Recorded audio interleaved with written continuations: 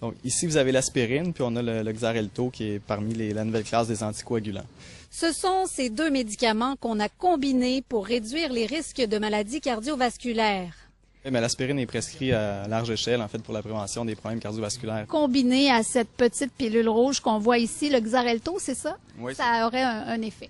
Effectivement, c'est une nouvelle classe d'anticoagulants, là. Le docteur Gilles Dagenet de l'Institut de cardiologie et de pneumologie de Québec s'est penché là-dessus. Les problèmes cardiovasculaires, ça touche beaucoup de monde. Effectivement, comme vous l'avez mentionné, c'est la première cause de décès mondialement. Et si on regarde les maladies les plus fréquentes, eh bien, c'est l'infarctus ou la crise cardiaque, c'est les accidents cérébrovasculaires, les AVC. 27 000 patients ont participé à l'étude, dont plusieurs de la région de Québec.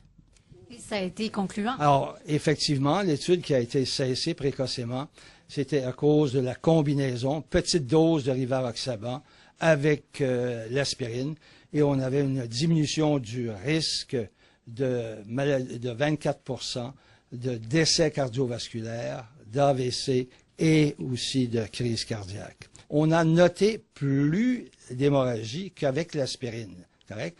Mais la majorité de ces hémorragies étaient d'origine digestive et pouvaient être, on a pu les contrôler facilement.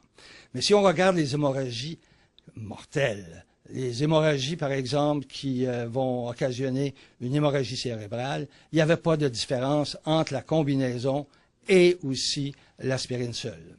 Maintenant que les résultats sont publiés, on s'attend à ce que Santé Canada approuve dans les prochains mois.